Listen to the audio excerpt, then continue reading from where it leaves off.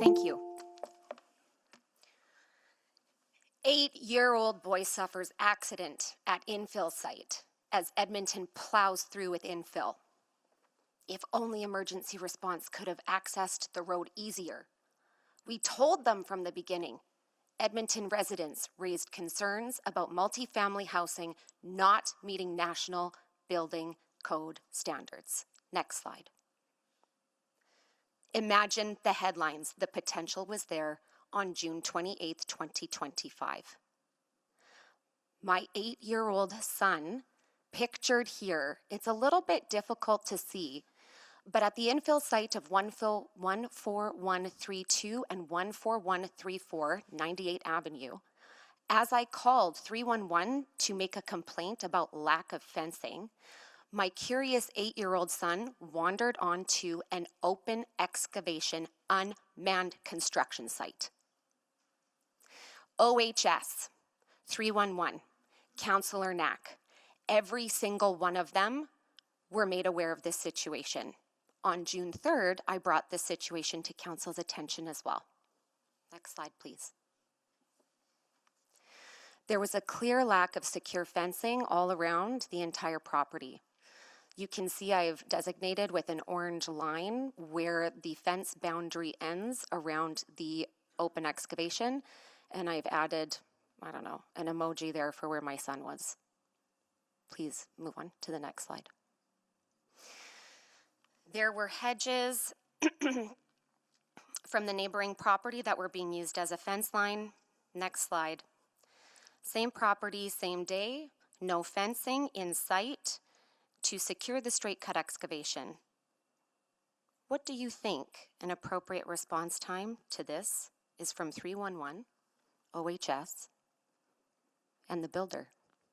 Next slide, please. This is a timeline of events just on my calculations and my experience.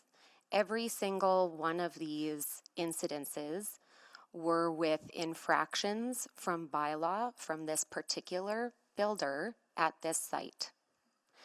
You see about maybe 11 to 13 of them occurring between January 28th to June 23rd, as early as last week. You can see that I have included information on 311 OHS, Councillor Knack, safety codes officers being called, emergency response vehicles struggling for access into the neighboring property for a legitimate emergency response from a life-threatening incident with a neighbor, not affiliated with the infill.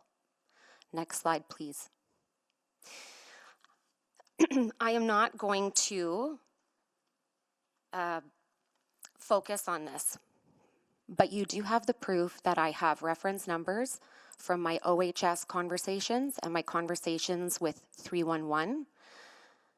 Eventually, over the course of this timeline, we see that the OHS officer that I met, Safety Codes Officer Scott Kiefler, who I'd met on February 25th, had mentioned that he is actually the only safety codes officer in the city at the time to deal with issues like this. It took him just about 30 days to make it onto this site that did not have fencing around it. So in the past, we have discussed what accountability looks like for developers. And I will ask for the next couple of slides, please. I believe slide 13, if you could move on to, which specifically references the project implementation plan guide that our developers are not being held accountable to. Nothing is being enforced. Next slide, please. Thank you.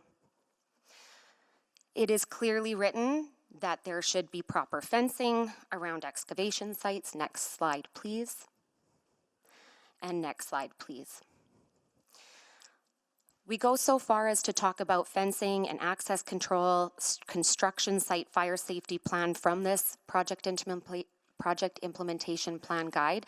And the only thing that has actually been made apparent through these 500 days of this bylaw being enacted is the complete disregard for public safety that has emerged at all we should be speaking to public safety and holding developers accountable before we can move on talking about how much more bigger and wider we're going to be building.